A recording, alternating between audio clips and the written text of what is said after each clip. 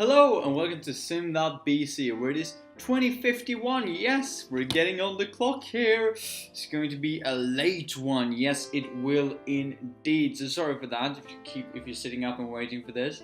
But there's going to be a pretty late one. Why? Well, because I just walked like 1.5 hours in the rain.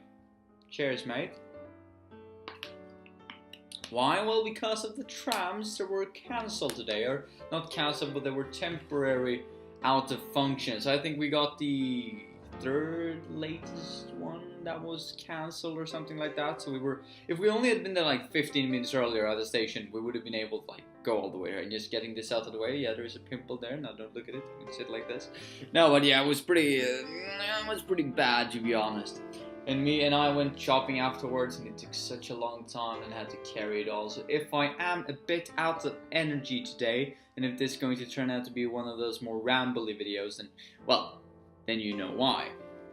Some things I would like to point out before we begin today, or before we get into group traits, is that I saw a really good movie, by the way, that I totally recommend. It's called Your Name. It's probably in my top 3 or top 5 movies I've ever seen. I thought it was really amazing, like really good. It was all throughout. It was 60 minutes of clear character development and a plot that like developed. And after 60 minutes, the movie could have been done. But it was 2 hours. So it was just like getting a really good sequel to a really good movie, all within the span of 2 hours in one movie. That's how it felt. It was like the opposite to Batman v Superman. No, but you get what I'm saying. It was really good, a really good movie. It was really well paced, and totally recommend you checking it out. Another fun thing was that I published my first scripted or semi-scripted video yesterday. Why am I saying semi-scripted? Well, because I was talking a lot about. I was going to talk about shares initially, and then I was thinking about, I can make a video about Fox and Disney, because that's a thing that's going on right now, you know, keeping it, engaging and current. So I whipped up a script, and then I thought like, should I really script what I think about the X-Men, the Fantastic Four, about Gotham, Batman, and the Illuminati and Simpsons and whatever and whatnot? And I was like, no, that would probably just come naturally to me, you know.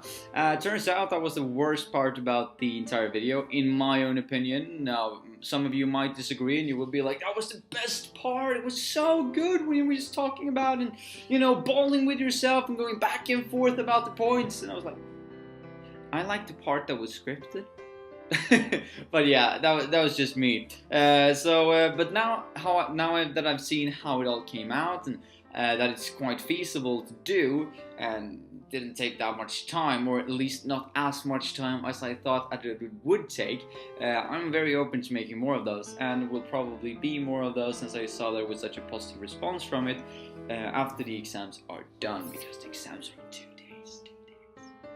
On Wednesday. It's gonna be all fine, it's gonna be all good. But without any further ado, mate, that's not why you're here now, is it? No, you're here because we're going to show some leadership traits. I was going to say leadership trait, but that's completely wrong. What you are here to see is the group traits. Just going to move myself around there as usual. Group traits. And me and my mate, we came up with this acronym of ours, which is the RNSSCD.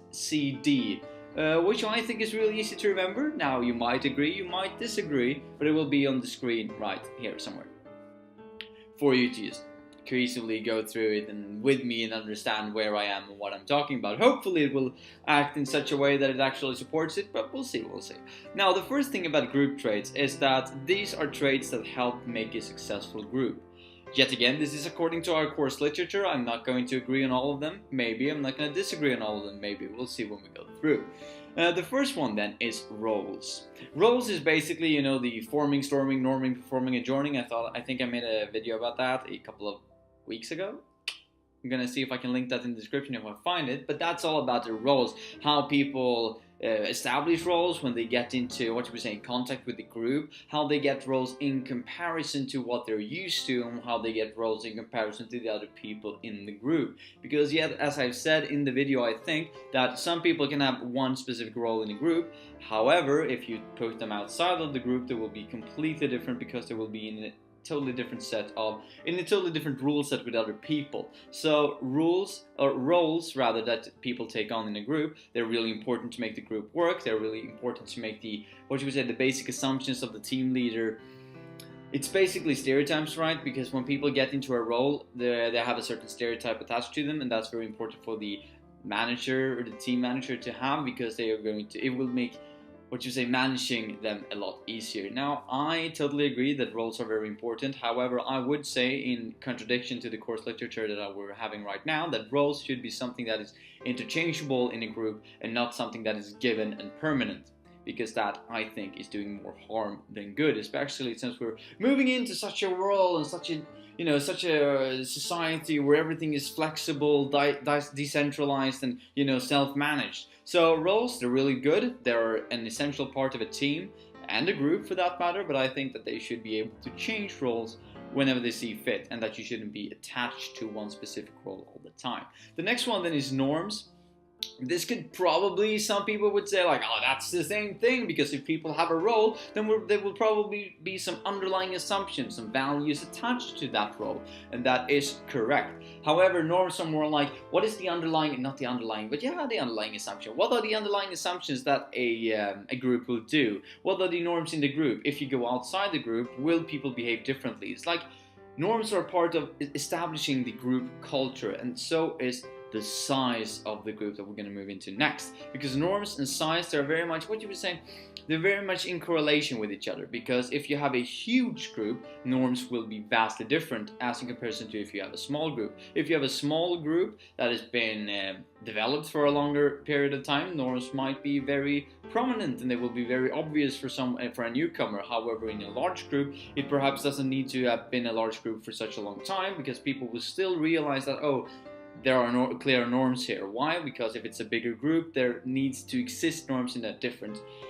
what should we say, in a different manner. Norms needs to be established early, because there are so many people who's going to take part of information.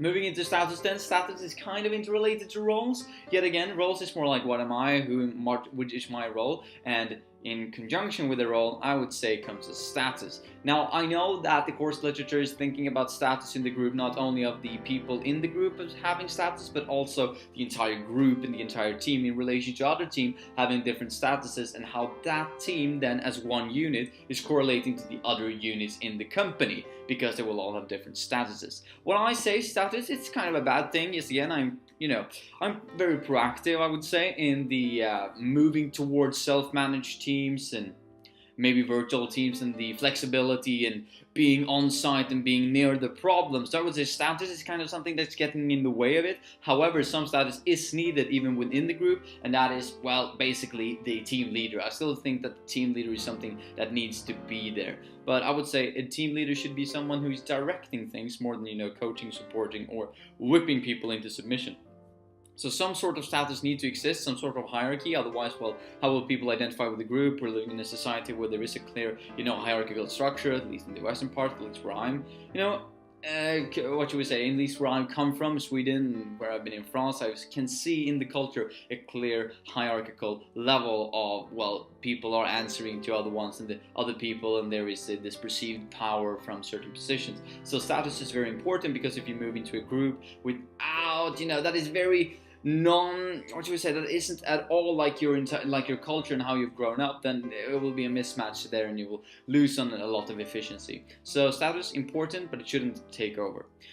Cohesiveness then. Well, what is cohesiveness really? I googled it, and the best way I can describe it to you is basically togetherness. I think that's a better word, because cohesiveness is basically how everything comes together, right? How everything comes together, how everything works together, how the synchronizing is working, how all the roles, the norms, the size and status is working within the group. And I would say, when discussing cohesiveness, the D down here is going to be really important, and that is diversity. Because diversity is basically taking on lots of different opportunities to view one problem from many different directions. So if you have high diversity will probably have a high innovation. What do I mean with this? Well, I'm saying probably because you will have more perspectives, more point of views, more cultural differences that is viewing the same problem, and probably will come up with very different solutions, which the group then can evaluate and see this is the best solution in this certain situation. However, if cohesiveness doesn't work, then diversity can actually be very ineffective. Because let's say that we are working with conformity in a group, right? The hiring paradox. Someone is having a certain corporate culture, and then they're hiring someone who is, very diverse from the corporate culture. However, the corporation is actively pushing this person out, since this person is not the same as a corporate culture, hence, neglecting the entire idea of diversity altogether. So cohesiveness needs to play a big role here. Cohesiveness needs to take into consideration the diversity that you try to put in and actually make it fit within your organization, which is very important. Diversity is something that I think is overall good. I see a dysfunctional team, even if it is in the beginning, a dysfunctional team is a team with lots of potential. What do I mean with that? Well, many people might disagree, but the dysfunctional team is probably a team full of people who's having very different points of view. But it's just not cohesive enough, right? People might have the roles that doesn't suit them because they thought that was what they were going to go through, but then the diversity is explored and people realize that I shouldn't be the jokester in this group, I should have been the leader, you know what I mean? So that's also why I think that roles should be interchangeable. But I think that cohesiveness is really important when it comes to discussing diversity and how diversity fits together. I would say, yet again, diversity a good thing. If they are a dysfunctional team, that probably just means that they have very different competencies and that they're working in very different ways. Something that is really important and really good. Something that should be, promoted in group works and, both in school and at work, and something that should be explored by the team leader. So this team leader is having a bit of status, right? The norms are that this person is in charge, this person is taking control of the group, no matter the size. However much this person is doing it, that's up to the group itself. But this person should manage the diversity so that it feels cohesive with the rest parts of the group. Now that was everything. It is RNSSCD, as I said. I think it's a really good acronym. It's working for me thus far to remember it. Well, it was everything for me today, mates. Probably gonna see you tomorrow, I'm gonna see you tomorrow, mates. But yeah, a new scripted video probably coming out after my exams on Friday. I'm probably going to get into it then. I have a script actually on my computer that I worked on, when my mate still lived here, so that's 4 months ago, something like that now. So I have a script, right? I'm just going to work on how to record it and then how to edit it, what pictures I want in it and stuff like that, and actually make the entire video. But yeah, hope you enjoyed this one. If you did, leave a comment, leave a like, and subscribe. Woo! No, but yeah, join in the comments below. Did you agree? Did you disagree with what I said? Do you think that this acronym is good? Probably don't touch upon that until Wednesday, because I need to believe in this acronym in order to remember it for my exam, right? But yeah, anyway, have a nice one, mate. I'll see you tomorrow.